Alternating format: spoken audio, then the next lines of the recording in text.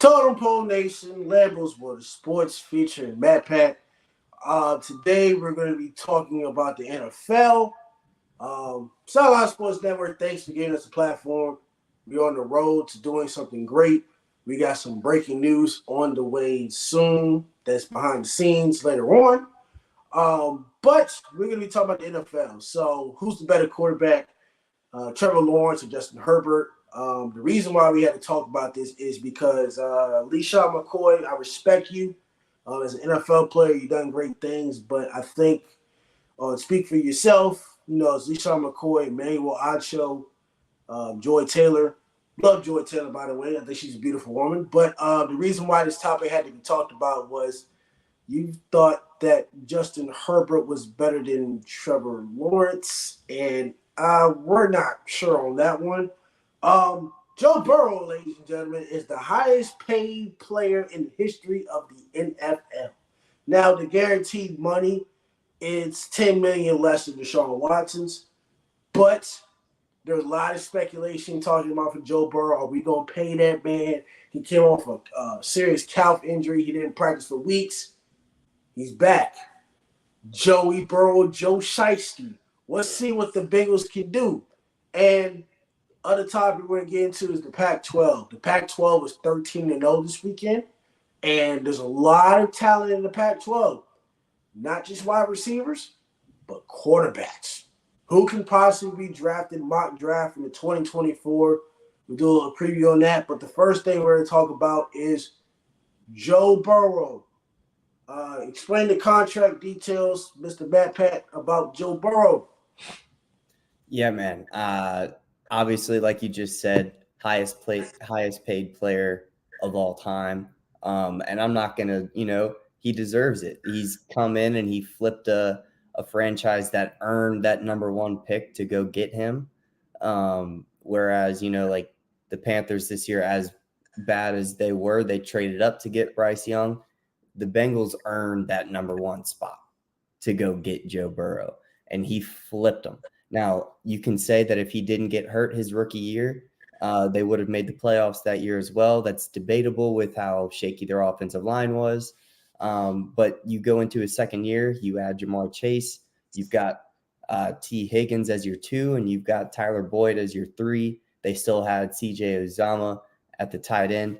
That was a recipe for success, and the only thing they did to change that team really was add more weapons on the offense and defensive side. Now, obviously, you lost Uzomah, but I don't think he's the biggest difference maker at the end of the day when it comes to offensive production. He deserves it, especially when you're comparing him to, the highest guarantee at right now is still Deshaun Watson, which I think, Lamar was looking for a Deshaun-like contract when it came to guarantees, and the NFL set that standard that, the Browns can do whatever the Browns want to do. We're not going to go to that level. And I think the Bengals are the first team to really get close to what the Browns gave Deshaun, when it comes to guarantees, only $9 million off. I'll eat that $9 million when it comes to what we can still bring to our team. Now, granted, 55 a year is wild. You're still going to have to pay T. Higgins. You're going to have to pay Jamar, and you're going to have to invest in that O-line to continue to keep Joe healthy unless you're drafting out of this world. And it's not like when you have the offense and defense that they have right now, you're not going to have high draft picks. So they're going to have to really knock drafting out of the park. But, he deserves it. His kids are set. His grandkids are set. His parents are set. His grandparents are set. I'm not going to talk down on anybody getting their money. I hope, just like Pat McAfee says, I hope everybody in the NFL makes $1 billion. These dudes are putting their bodies on the line each and every week. And if you're the elite of the elite, if you're a top 3 guy at your position, then yeah, man, give them all the money in the world. I don't care. The salary cap is just going to continue to go up. Obviously, hopefully there's not another pandemic that sets us back in the salary cap market. But with the TV rights, how it's going now, and as as they're shifting more to streaming, the money is just going to continue to go up for the league, which is obviously going to make the salary cap continue to rise. So I'm all for it. He's one of the best QBs in the league. He's proven that, and he's proven that he deserves his contract. He does. Like I said, he drafted in 2019.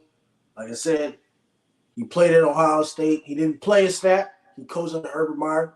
Didn't play a single snap. Ohio State had all those quarterbacks. Dwayne Haskins, J.T. Barrett. They didn't last long in the NFL. Rest in peace, Dwayne Haskins. Rest in peace. But J.T. Barrett, all his other quarterbacks didn't last long. Joey Burrow transfers to LSU. Head coach Ed Orgeron. Different story. First year he got there, they were okay. But 2018, before he left, that was a stacked LSU team. That's arguably the best team in college football history. They were stacked. It's between them. You could say Alabama in 2020, but it's a different topic for later. It's all debatable, but that was a stacked LSU team. Now, they're not the same. It's different for later. But in 2019, the Bengals were the worst team in the NFL. They finished with only 2 wins, which is the lowest total in franchise history. This is after Andy Dalton was gone. Marvin Harris got fired. Marvin Lewis, got fired from not winning in playoff games. They got in a position to draft Joe Burrow, and he won the Heisman and LSU national championship. And then the year he tore his ACL and his MCL. But then in 2021 and last year, they reached, the AFC championship game. So Burrow's going to do great things. The Bengals are going to be excellent. They're going to be great. We'll see how they go, but they did right by paying that man after he just went through another calf injury.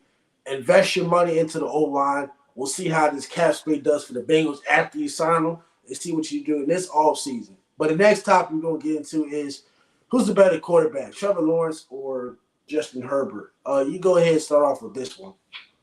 Yeah, I mean, I think it's so close. It's so close. The issue I had with what LaShawn McCoy said was that, Justin Herbert was far and away a better quarterback than Justin Herbert. That was my issue with it. I'm not going to be mad at anybody that says either way. You can tell me that Trevor's better than Justin, and you can tell me that Justin's better than Trevor, and I'm not going to be mad at you. That's your opinion. You're entitled to it. But when you get on live TV and you tell me that this dude is far and away a better quarterback, it's making me debate whether or not this man is still watching the NFL or not, bro. Like, their stats are just so close together. And when you look at what Trevor Lawrence was working with his rookie year, now granted, his rookie year, he didn't put up the best stats, but you look at what he did with an improved roster that's still not as talented as what Justin Herbert has had his entire tenure in the NFL. I mean, let me read you off who his 2 starting wide receivers were his rookie year. Marvin Jones Jr., who has had 1 1,000-yard season and 1 10-plus touchdown season. And that 10-plus touchdown season was in 2013. That was 10 years ago. All right. That was like, what are you talking about? And his number 2 was Laviska Shenault, who's had 1 season over 600 yards, and he had 619. And that was with Trevor at the QB spot. So then you can push that aside if you want. You go to last year's stats. Trevor Lawrence, after a shaky start to the season, like we talked about last show, he still ended the year 25 touchdowns, 8 picks on 66 completion percentage, 4,100 yards, and a Pro Bowl. He adds 300 rushing yards on the ground. And if you want to compare that to Justin Herbert, who has a much more talented roster, in my opinion, at 25 touchdowns, 10 picks, he threw it a little bit more accurately, 4,700 yards. So that's a step up. But 4,700 yards isn't doing too much when you're only throwing the same amount of touchdowns and 2 more interceptions. You know what I'm saying? And so, it's close. It's close. I'm not going to say that either one is blowing them out of the water. I was just taken aback by how solid he was in his stance, that Justin Herbert is this next caliber guy that is way like a whole tier above Trevor Lawrence. And if you want to get into like rushing yards to maybe separate them a little bit, Trevor puts more yards on the ground than Justin does. And Justin, I think, is more regularly compared to Josh Allen and Trevor is. Trevor is more compared to like how Andrew Luck, Peyton Manning were. They're pocket passers, you know, and they're efficient in the pocket. Both of these guys are efficient in the pocket. But if you want to say that this one dude is leaps and bounds better than the other one, you're wrong. You're just wrong. And I'm not going to get into what he's been saying about my Cowboys. I'm not going to do all that. That's a topic for another day. But it just further drives me to come to the conclusion that LaShawn McCoy is not watching the NFL as closely as an NFL legend should be, that's on live TV talking about it every single day. You're not wrong. I'm not going to really choose who just because, Trevor Lawrence this is his third year, and Justin Herbert has basically been in the NFL this is his fourth year. So, I mean, they got drafted a year after each other. It's very hard, like I said, because Justin Herbert's been around more talent. The Chargers are known for choking. They went through a coaching change. They went from Anthony Lynn to Brandon Staley. They went through a new offensive coordinator. So Kellen Moore was a former OC for the Dallas Cowboys. He's now with the Chargers. Chargers always had plenty of talent. Their special team was the problem. Their O-line was the problem. They fixed it. The Jaguars were horrible, ladies and gentlemen. They had Doug Marrone. They got rid of Blake Bortles. They hired Urban Meyer. Urban Meyer is not fit for the NFL. He's the greatest college coach of all time. He's the top 2, top 3, one of the greatest college coaches of all time. Yeah. And Saban's still up there. I know. But he was there before Saban was. We were talking about him before Saban. But Urban Meyer, great college coach. Florida, Ohio State, Utah. He's great. But I think at the same time, it's just going to come down to I'll have to give it the next 3 years to see how this goes. I mean, they only faced each other in the playoffs one time. I'm not going to determine that one playoff game of who's the better quarterback. Yeah, that was a wanky. We didn't expect that to happen. So yeah, that was a crazy playoff game. I mean, we'll see how this goes. But I wish good on Trevor Lawrence and Justin Herbert. They're both great quarterbacks, great talent.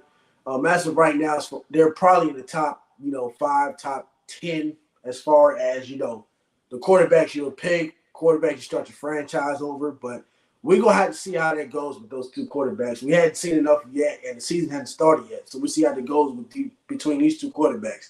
Now, the last time we talked about for the night is the Pac-12. The Pac-12 is probably going to be, different next year, but there's a lot of talent in the Pac-12. All these quarterbacks, Caleb Williams from USC, you got Dante Moore from UCLA, DJ Uiagalelei at Oregon State, Michael Phoenix Jr., you got Bo Nix, you got Shedeur Sanders. There's a lot of talent at the quarterback spot in the Pac-12. What are you thinking in the Pac-12? And according to all those guys, do you think they're going to get drafted in like the first round, second round, third round?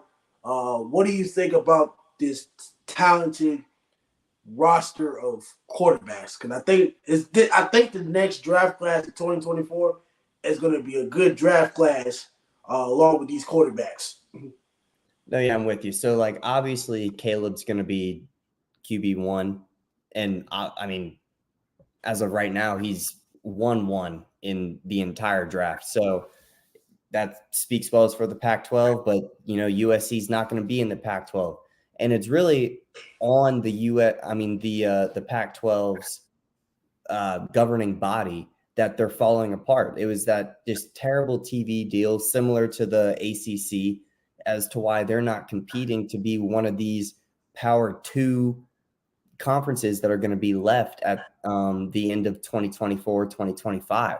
And it's just bad management at the top. And so it's really unfortunate that all this talent is in the quarterback position the year before the entire conference is dismantling. I mean, Cal, Stanford, they're going to the ACC in the next year or two. And then obviously you see all the other departures leaving, going to the Big Ten. So it sucks for the Pac-12 being a very traditional Power 5 conference that's going to be dismantled just because the governing bodies couldn't manage their TV deals the right way. And that's really what it comes down to, is just the money, and it's the same reason that the ACC is probably not going to last the next few years. Now, adding Cal and Stanford will preserve them for a little bit longer, but the talent levels, especially in football, they're not going to last, I don't think, 10 years when it comes to who's joining the Big 10, the Big 12, and the SEC. And it's unfortunate, really. So when we get into the talent at the quarterback position, like I said, Caleb Williams is going to go 1-1 in this next draft. Unless his dad did come out and say, if he doesn't like that team that's at 1-1, he might stay at USC another year. That could be a bluff. I'm not going to lock it in right now. Bo Nix, I don't think he'll be like as late as Stenson was took, and he's a 2-time national champion.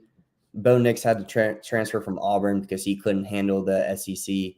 He's obviously handling the Pac-12 pretty well, but I don't think he's going to be like this top level guy taken. Shador, though, give him this year, and I think one more year, he is going to be a first-round pick. Obviously, I've seen him play one game in Power 5, so I might be jumping the gun a little bit. But what is there to not like? His go ball accuracy, those deep route accuracies are on point. Coming across the middle, maybe it's a little high, maybe it's a little outside sometimes, but he's still hitting dudes in the hands. And, the talent that they do have at Colorado might help him a little bit, but that's just off of transfers, man. Like, think about when he's got actual, legitimate established talent with him that are like he's got some 4-star guys with him. Think about if he's at a recruiting class that's at the top of the line that Caleb Williams has, and he had at Oklahoma as well. If he's got guys all around the field that are 4-5-star caliber dudes, he's going to be unreal. And then you put him with NFL talent, don't even think about it twice, bro. He's going to be that dude. So Shador for sure, obviously Caleb Williams. And then you look at the rest of the talent within the division, they're in great hands right now. And it's just super unfortunate that league is falling apart. Cam Rising, I think, is one of the good quarterbacks too. From Utah, yeah, that's my fault. That's completely my fault. He's a dynamic quarterback, bro. And as soon as he gets back onto the field, we're going to see the talent level increase even more. But then you don't even have to think about him if you don't want to, because their backup QB lit it up against Florida as well. No, you're not wrong. They got Nate Johnson. They got, I think, Bryson Bowen or something like that. I think with UCLA, they got Dante Moore. He's a freshman, but there's just a lot of talent there. Also, with the Colorado, you got Dylan Edwards, who's great, Travis Hunter. We'll see. I'm not sure about those two if they're going to go to the draft, but, as far as talent in the Pac-12, those are the guys for talent. So the Pac-12 is going to be amazing. It's going to be great matchups. You're going to be seeing, Nebraska and Colorado. Later in the season, you're going to see Colorado and USC. So Colorado's a team for recruiting. The Pac-12 is loaded, but it's definitely going to fade away soon as far as the Pac-12. So it's sad that they wait to have all this talent now, but, it is what it is as far as the Pac-12. But this is it for Totem Pole Nation at Lambo's World of Sports, featuring your big brother. Like I said, Sideline Sports Network, we got some great news. They'll be coming at you pretty soon. But Totem Pole Nation, this is it on a early Friday morning, getting it out the way.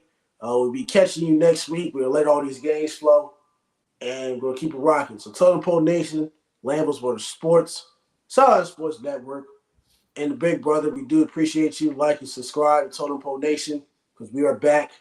We'll be catching you later on.